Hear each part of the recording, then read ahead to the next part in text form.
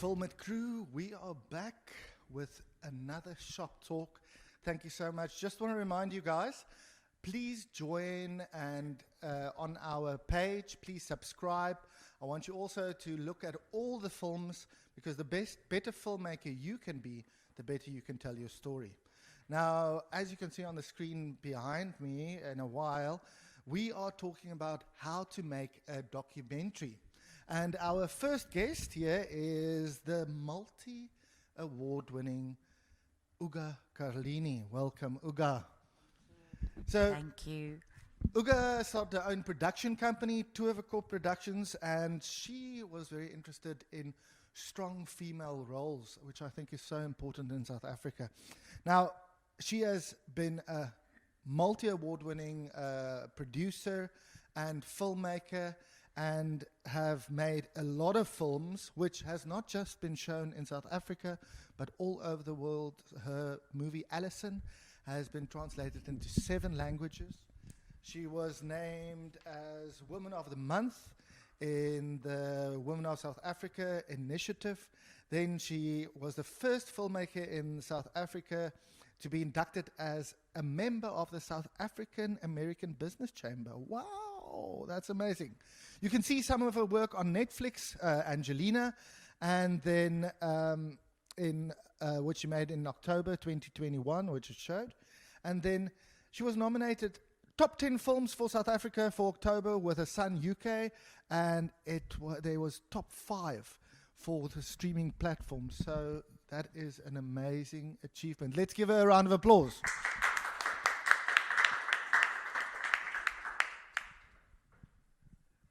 Then, Izette Mostert. She is local here in Stellenbosch, and she is a documentary editor and a director and producer.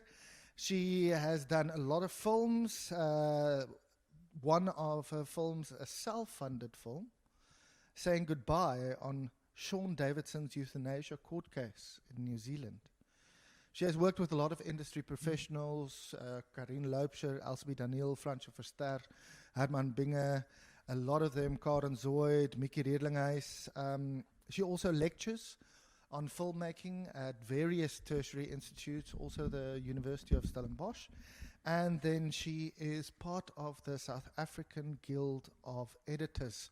So, strong woman in her own right. Welcome, let's give her a good round of applause.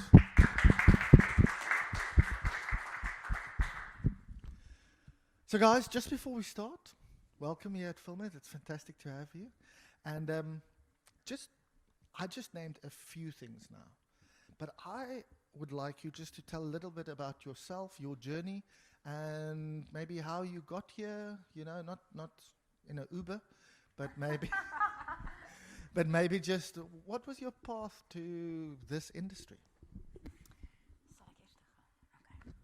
Hello, thank you for that warm welcome. So I was apparently 4 years old when I turned the weather down on the television set and said, I'll do it, because I'm not happy with how this person is doing it. So I think even from that age, it was pretty clear that this was what I was going to do. And my second choice was always detective.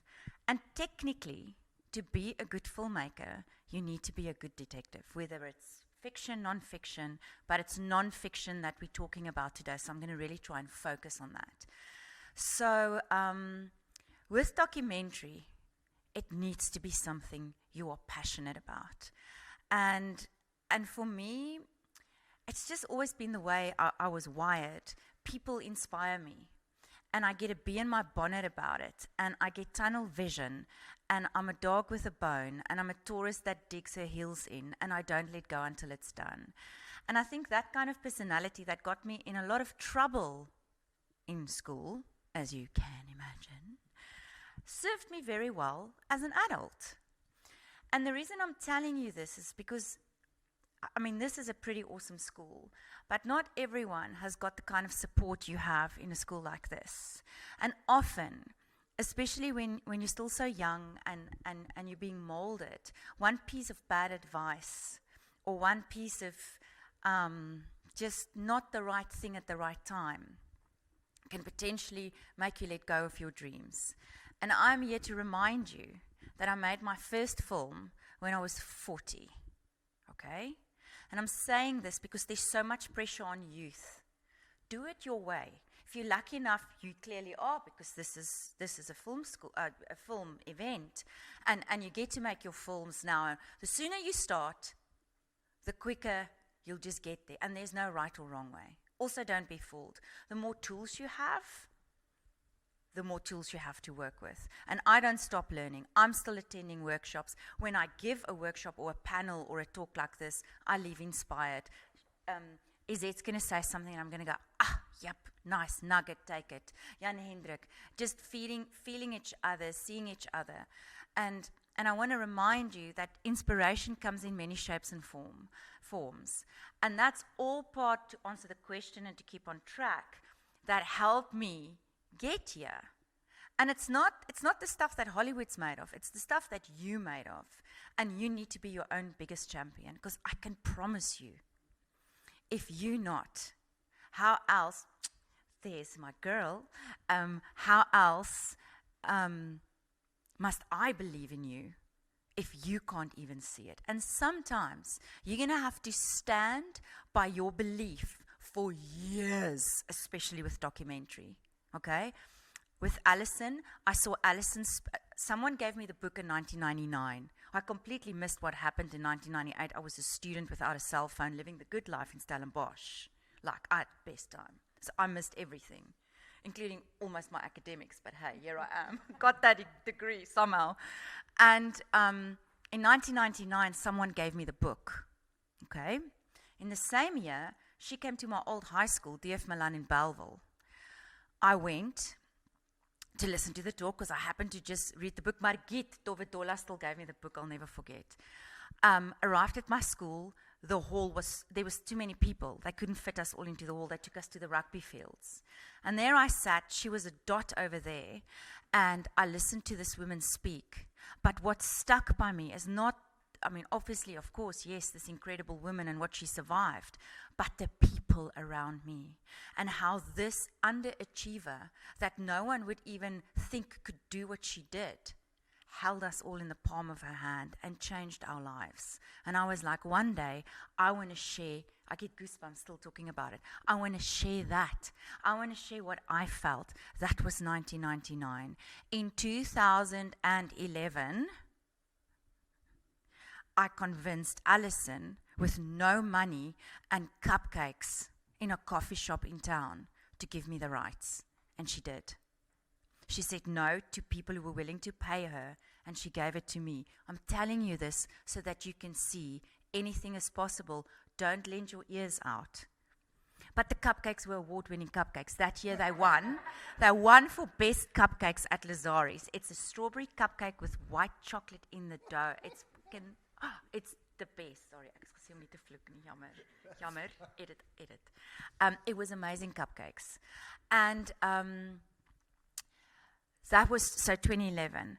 Cameras rolled with me, pregnant, heavily so, in 2015. So ladies, also don't let that deter you, okay? And the other one was already born and a baby at home, because I just did everything very late. Again, don't let people put ideas in your head. It's your head, okay? My Alien documentary, which I'm finally finishing now, was a story that broke in the Huisgenoot when I was 8, and I was obsessed with it. 2010, we made a short. Everyone thought I was mad. The short is what got me Alison in a way, but I never got to make that documentary. And this year, very soon, within the next few months, I'm finally finishing that, because the timing is right for that. So, you need to have a lot of ideas, because sometimes your idea that you're so passionate about right now is not necessarily the idea that the rest of the world is passionate about right now. So you put it in your back pocket, in your bag of tricks. So to answer your question, so that I can give Izette a turn, it's just what I do. It's what keeps me going. other people's stories and other people's inspiration makes me get up in the mornings and reminds me it's going to be okay. And some days I need to stay in bed a little bit longer, and some days it takes a little bit longer. But get your bag of tools, and you need to be inspired first. Because sometimes no one else is going to, and it's such a wet blanket when you're so excited, and you walk into the room and you go, oh, listen to this. And everyone's like, ugh. You know, there's a similar story like that. And we've already commissioned it. Yeah. And you're just like, you know what? It's just not your tribe. There's someone out there for you.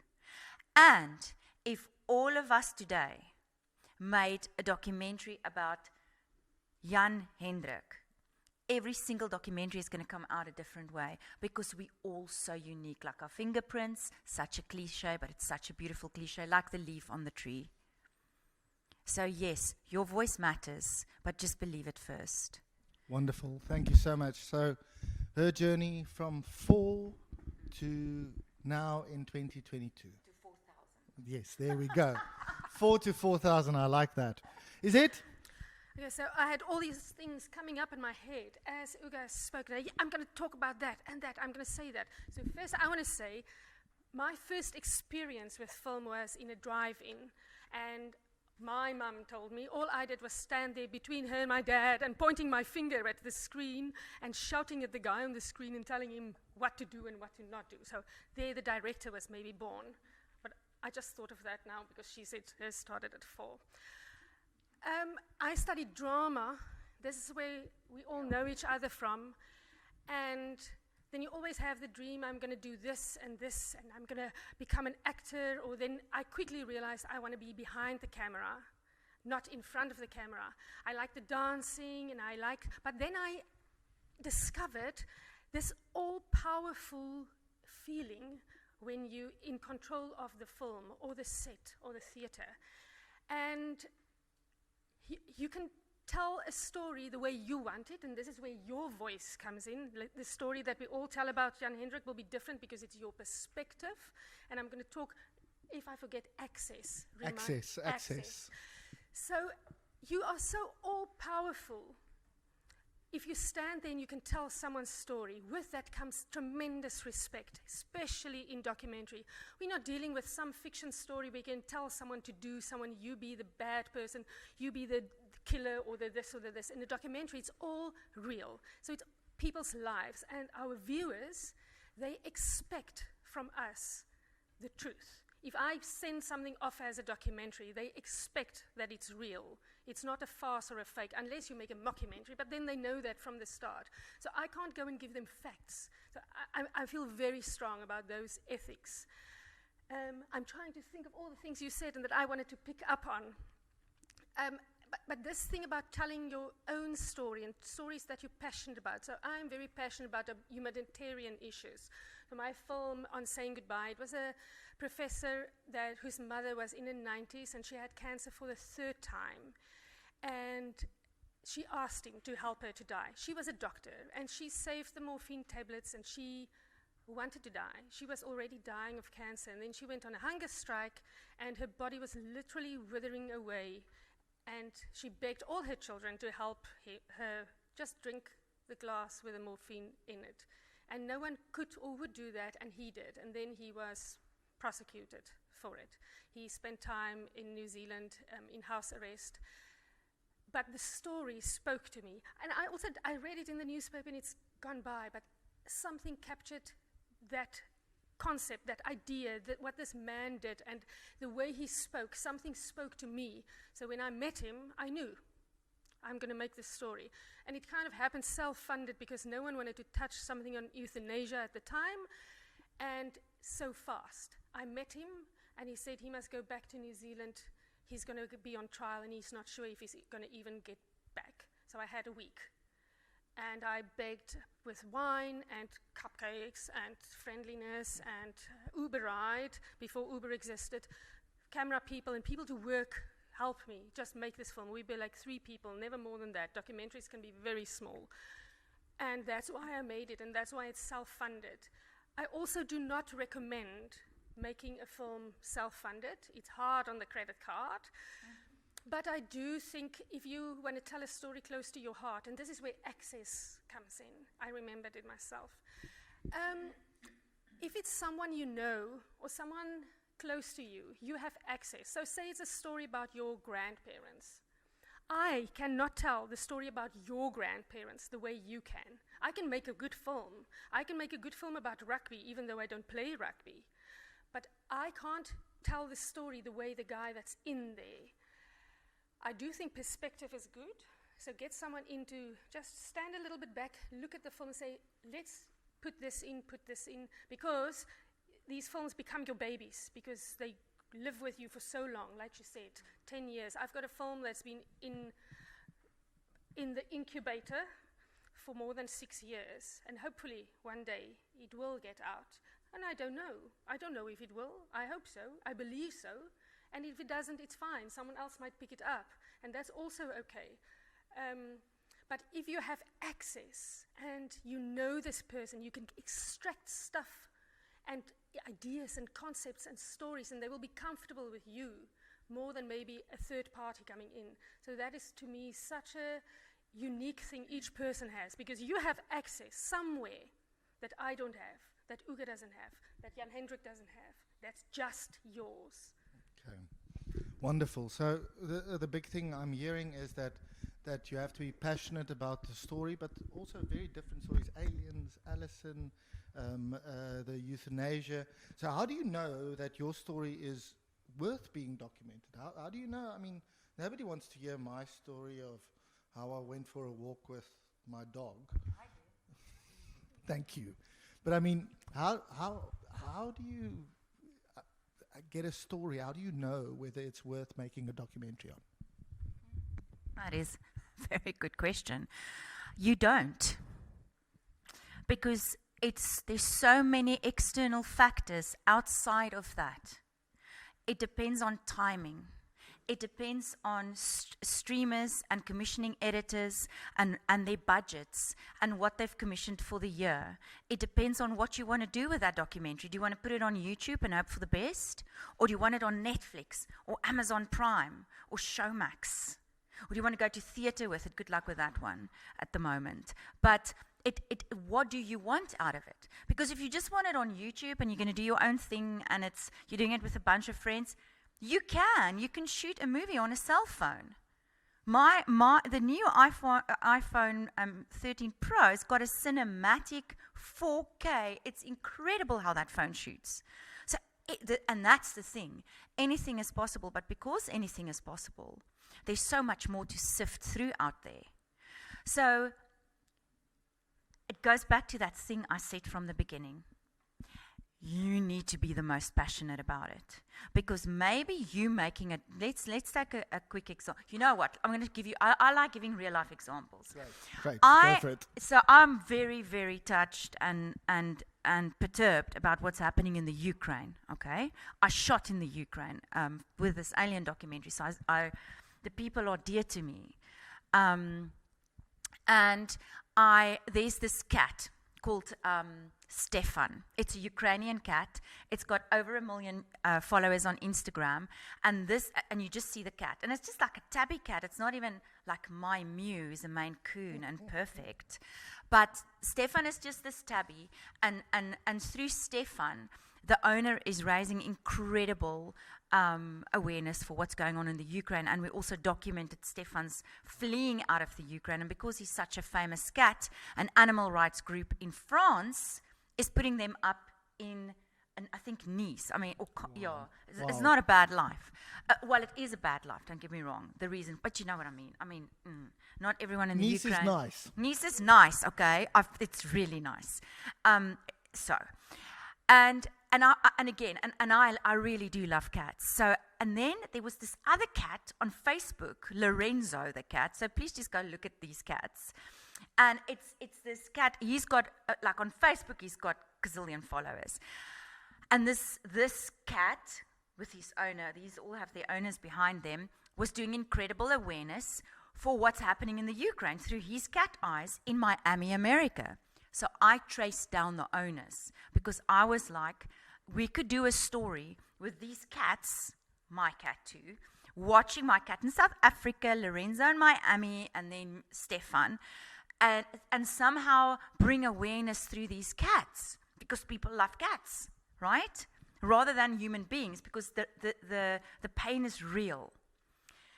And the long story short of this exercise, and we all put our heads together, free of charge, like how can we do it? How can we realize that because it's real and happening in real time, and we might wake up tomorrow morning with some really bad news the way they did in the Ukraine, because remember, their lives were like this. They went to bed 4 o'clock that morning, alarms went off that they didn't know existed, and they were at war. They had no time to prepare. And, you know, we don't know what's going to happen in the world. We're already seeing the impact of all of this. So it's just too real. There's just too much real-time pain. So we've decided to take a step back. We're not going to explore it. But that doesn't mean I'm not passionate. That doesn't mean I don't want to do something. I just had to take a whole big step back because it was upsetting me too much. And there's nothing much I can do right now. So there's an example. But I am forever, everywhere I go, interesting. And that goes back to your very valid point, because you might think something is interesting, but you need the access. And not only do you need the access, another really good point you made, this is real life people. You cannot make mistakes. You are going to put a version out, and let's also be very honest, there is still some form of manipulation, because we're filmmakers, we're storytellers, there's editing, there's music just at the right moment, or whatever, okay? Because that's how you tell a powerful, effective story. But your heart needs to be in the right place, because you can ruin someone's life who's real and alive. And even more so when they did, like with my alien lady. And I'm going to be sharing some serious things that I found out. There's a lot of people that's going to be very angry at me. And because it's real life, you've got to have a thick skin, because they come for you. The good and the bad. Okay. Wonderful. And from you, how do you know a story is worth being documented? Is it? The first thing I'm going to say is this thing about the real life. I'm going to come back to that now, hopping around. And this is how my brain actually works. That's how you make a documentary. That's how you make a film. That is the respect thing, treating the person. And I think in anything, you know, if I go to the shop and I am buying something and I'm a rude person to the cashier, she's going to be rude back, and her whole life or day is going to be like, so whenever you treat someone with respect, and this is why we're holding these people's stories, their lives, in our hands, so treat it with respect. So now how do I know it's a good story? Quite frankly, I think everywhere I go, I see a story, and I think in pictures, and I can already see if we want to make a film about this, we're going to start there, we're going to film that tree, and we're going to have people walking in there. So this is the way I think, and I can't actually help it. I go on holiday, or I go on a nice weekend away in Tankwa Karoo, and I think, that's a story. And if I had a camera with me all the time, I'll be a horrible person, because I will just be filming and going back, and I'm sitting with all this footage that must someday be edited together. And that's where the all-powerful thing comes in, where you can take and extract and manipulate with respect the story out of it. But I think any story can be a good story if it's told with respect, honesty, and the angle that gives it a new view. So what's the average movie? Girl meets boy, or boy meets boy, third party comes in, or something happened, accident, and whoo, big climax, and they live happily ever after. That is pretty much. It's a triangle of people, something happens, and they solve it. That's any story. But what makes your story? Why do you want to go and watch that film and not that film? So what makes your story special? What can you bring to it? And even if you're just the director, or just the editor, or just the cameraman, it is a team, but what do you bring to that film? That's great. So I understand. So the story that you want to tell, you get something from Alison, from the euthanasia story, and then you want to tell that story. So documentaries are quite personal. Okay. So I just want to know this. this climax that you're talking about. I know in movies there's a climax, but when I look at a documentary, there's also some climax. You know, something happened.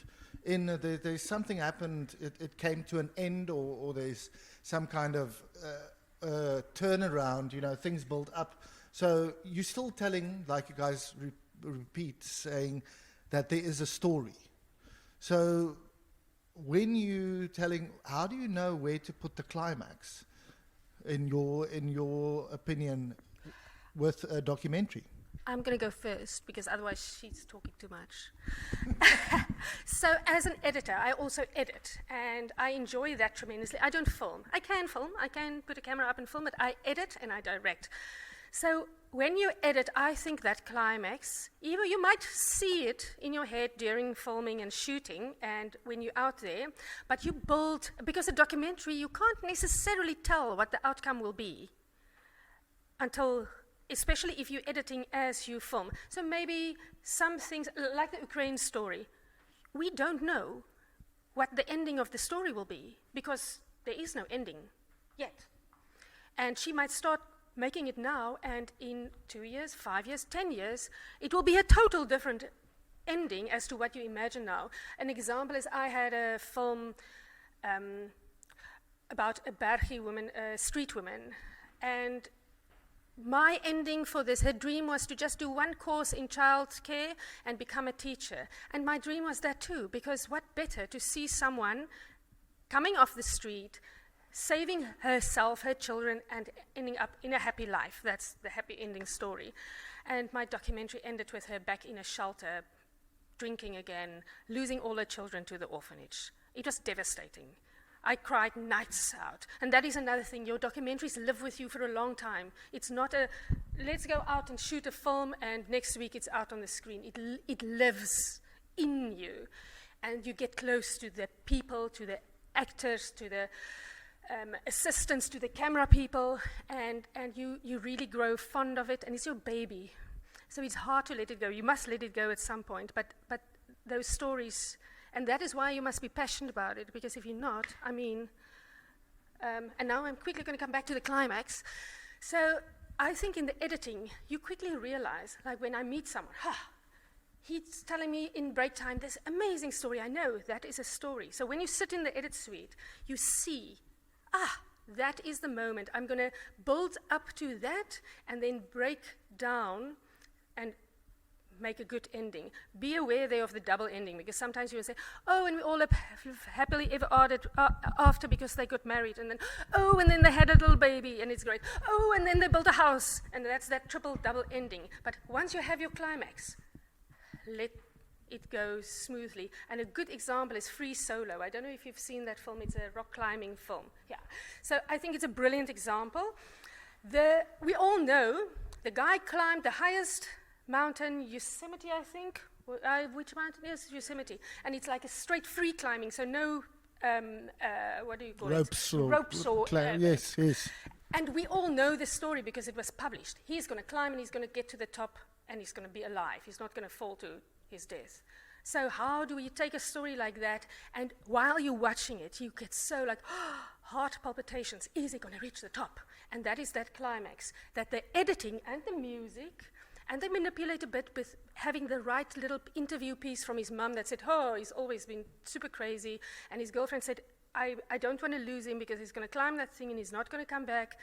But with the editing, you build this to this point where when he reaches the top, thank goodness. So what's the film again? Just say it for our audience. Free Solo. Free Solo on Netflix. On Disney Plus. Okay, so Free Solo. And in your experience, Uga, a climax of a documentary? So I work very differently because I come from she's an editor, so we also need to remember we all have our superpowers, right? And again, more than one ways to do this, just like the fingerprint, just like my leaf metaphor. I come from a very strong screenwriting background as well. So my scripts for my documentaries are no different to my scripts for my fiction features, where I always begin with a beat sheet. The kind of documentaries I make is existing stories.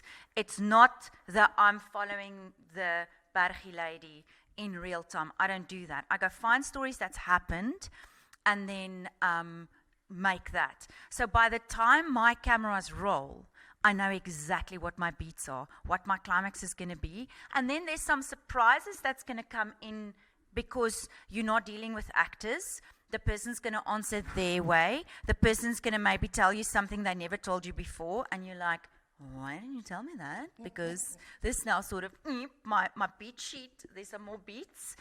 But I'm very, very hectic on structure. My editors that I work with get a structure beat sheet as well. And by the time they're editing, there's a very clear blueprint, but then your editor is so important because your editor's going to see things that you didn't, think of things that you didn't, and that's why I love the collaboration process so much. But I work with scripts, with beat sheets, with formula, no different to the formulas of my fiction screenplays. That's very interesting. So there's different type of documentaries. There's documentaries of things that have happened, has happened, it's finished already. Then there's documentaries of, like you said, people that's passed away. And what I'm hearing, all the documentary that's currently unfolding. And what I'm hearing is a lot of respect for your story, a lot of respect for the people that are in it, because these people are not fictional, they are real. So they are going to have a feeling about it, about the way they experienced it. So the next thing I want to know is, when you are, how do you know? Because like you said, it's your baby. And sometimes you think your baby is gorgeous. And then someone else comes along and say, well, it's not that pretty. Oh, behind your back, they say. Yeah, no. Nobody would dare say it to me. But I mean, how do you know that you've accomplished it, not for yourself, but for the audience? You don't. Okay. Because. So, and that's why, another cliche, I love cliches. When you do your best, angels can do no better. You need to be at a place when you're done, where you look at it, and you go, okay, I've got to let go now. It's like letting your child go out into the world, and you can do nothing about how it's going to be received. And again, you watch the mountain climbing one on Disney Plus. I'm going to watch the soccer one on Netflix. Voorbeeld. We are so different and unique. So, and in the same way, your film is going to be received different and unique. A brilliant example to answer this question. When we were in lockdown, a man in Simonstown, which, no offense, has a very cushy, lovely life with his beach house right on one of the most beautiful places in the world, told us that the octopus is his best friend. Because of where we were in the world, broken in our homes, actually, dealing with something we never had to deal with in our lives, with people dying around us, no different to a war scenario. And it came closer and closer and closer. For us freelancers, money, like there were so many challenges. And here was this guy and his octopus in his house in Simonstown between the kelp. And you know what? That was timing. Because I'm telling you now, if that film came out right now today, good luck to them. It will not be received. And I loved it. Trust me. I was one of the people that, like, me, my kids, the cat, the dogs. Oh, it was fantastic. It was beautiful. I but it's because of where we were and because we were all locked in our homes. And Disney Plus wasn't there yet. And Amazon wasn't there yet. We only had Netflix, Showmax. cable, Showmax, SABC, for those who have that. But Showmax, DSTV, if you could afford that, remember Netflix is cheaper. So do you see what I'm trying to say? Timing, where the world is at. Like you make a movie about a nuclear thing, and now there's a real nuclear war. Bad timing. So again, you see what I'm saying? I understand completely. I quickly want to say something. Yes. So the octopus film, by the way, that's 10 years of filming. It was told in 1 year, but it's 10 years of filming. So he could have made the film in 1 year and released it 9 years ago, and no one would have watched it, or maybe next year. As you say, it's timing. But this is also sit on the story, and I totally believe in this wheel that turns, and things that happen and come, and the right time for your story, the beats, it will come. So don't give up on your darlings. Okay, wonderful. Yes, that's a great story. And he made a documentary of something that happened, like your stories. I mean, the octopus died. I have to quickly add something, please, because I just feel it's so important for these children to hear. Young people, students. You are my babies. And because of what you just said, sometimes the frustration of not getting your film made turns into the biggest gift. So remember that, the sitting on it. Octopus teacher that she just said. But if I made my alien documentary in 2010 and finished it, I'd be in big trouble now because of stuff I found out that I will have to bring to light. And the only way I could have found this out was because of the time of percolation that this took. So I just wanted to add to that. Okay, wonderful. Listen here, we are running out of time. We have to get to questions, but I want to ask you, filming techniques on filming documentaries, do you apply certain filming techniques to evoke emotion? So those filming techniques like a close-up or something like that, in Octopus Teacher, I also saw that film language.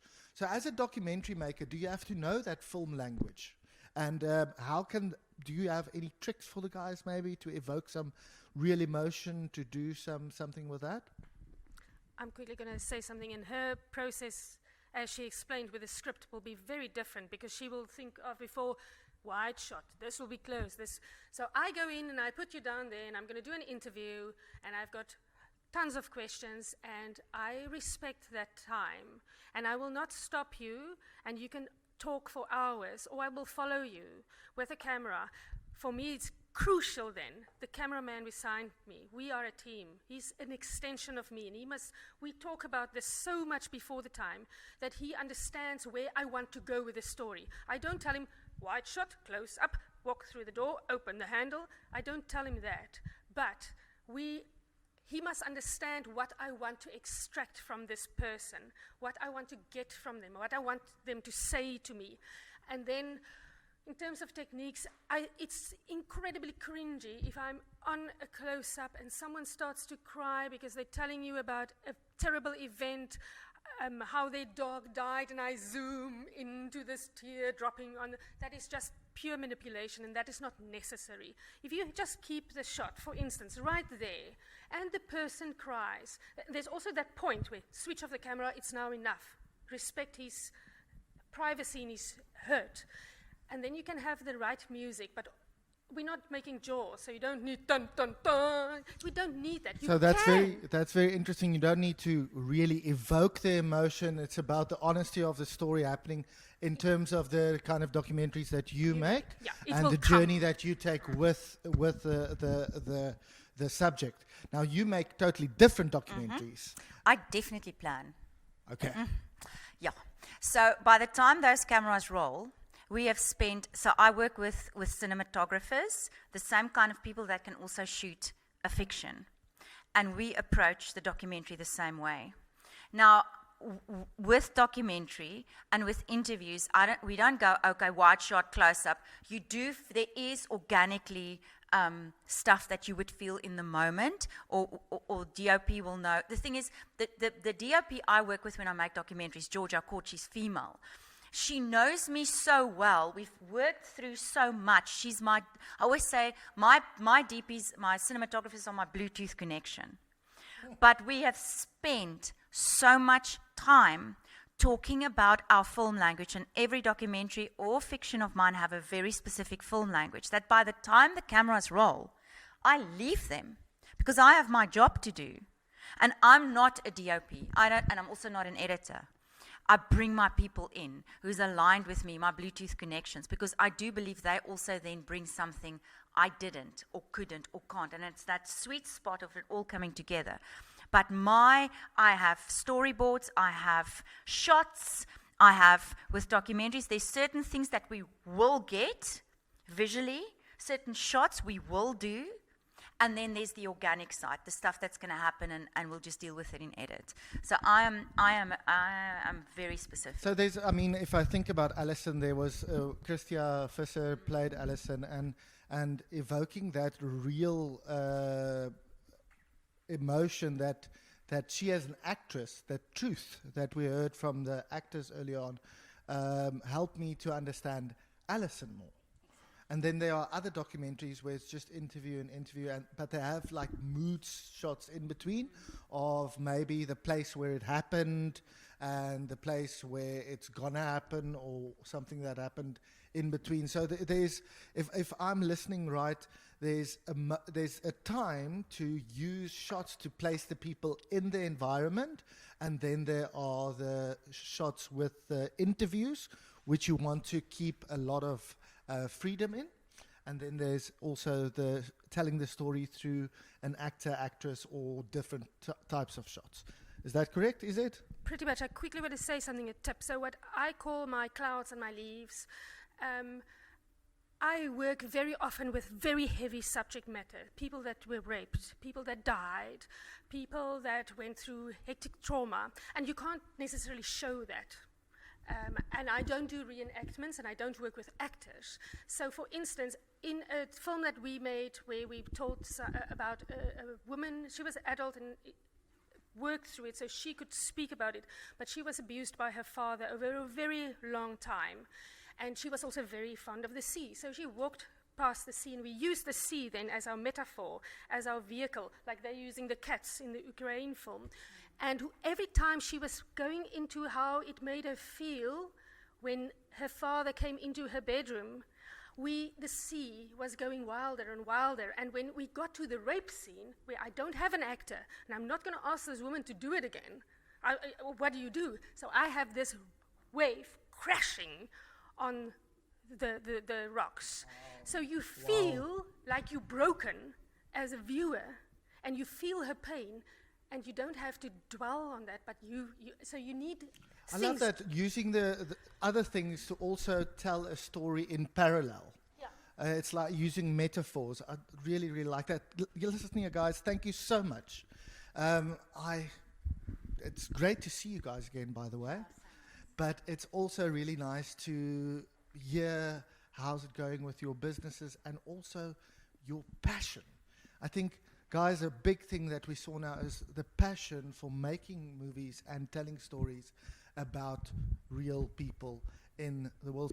And now for some questions from our audience on making a documentary.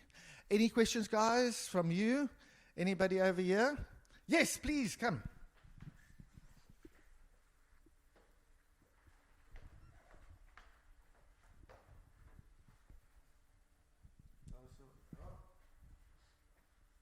So, I know certain documentaries, when they do their interviews, they like to show how the person is getting mic'd and like make up to try and show this is a documentary and these are real people. What are your thoughts on that? I think it's such a style thing, and that is for you to decide. So one person might like that. I've edited films where they do that, and I think it can work really nicely because it shows you how real it is. But it's also a little bit pretentious, and maybe it is just, I don't have enough visuals, so let's cover it with this. If it is planned well and it looks nice, yeah. But I think it's, for me, that's more a TV thing. I don't really, I would rather use some emotive things of side profile of someone's face, someone walking, thinking, contemplative. Again, I make films that's deep matter, so seeing them putting blusher on is a bit fluff to me. Yeah, short answer, it's choice, and I would never. So no. I don't know if this is also applies to other things, but or documentary. But you talked about how if my octopus teacher came out during some specific time, it wouldn't have done well. Just wanted to know what do you mean by that in like a sense of relativity when pitching a documentary to somebody or something like that? What is the perfect time for relevance for you guys? You don't. That's the thing. So that's why often you might pitch and they might not bite. Then you go out and you go shoot a little something, a little teaser. Documentaries work really well with some kind of a promo, some kind of a teaser. And then you keep that teaser in your back pocket. You can apply for funding for those teasers. There are places, and I did send a list through with my previous talk. But sometimes it's also just a person that you're pitching to, that maybe it's your cheese documentary with your cheese experience in Amsterdam, and she hates cheese and she's lactose intolerant. You just got the wrong person. And maybe if it was a colleague whose mum owns a cheese farm and he grew up helping to make the cheese, you would have totally hit a chord. So it's also got to do with personality and headaches. People's got a headache, or they've had a bad day, or you trigger them. You trigger them with who you are. Like, Sham, you've entered the room and they're like, Or there's so many external factors. And I'm telling you this so that you don't give up and you don't take it personally. You just go lick your wounds and you go back and you try again until someone says yes. But know that often you get 100 no's. You just need one yes. Keep going till you get it. Sometimes it's also worth it to change the angle, because the story is personal to you. So you are so invested in this story that you want to tell, and then someone from outside, and this is why it's nice to work with a team that you like and know and get along with. So the one about the homeless woman, someone told me change the angle, make it more religious, and I try to stay away from that type of film, making it religious, and it worked. I brought together lots of people from lots of different backgrounds, and they have each their own religion. And then someone said, I'll fund it because there's religion in it. And that was definitely not my first choice of it. For me, it was uplifting someone and giving them a chance. But and listen. Ignore people, but listen to it. Take the little things and go and think over, and then you chuck 99% out, but there will be one piece of advice that you can build on. Thank you. Great, guys. Another round of applause for Uga and Izette. Thank you so much, guys. Thank you so much.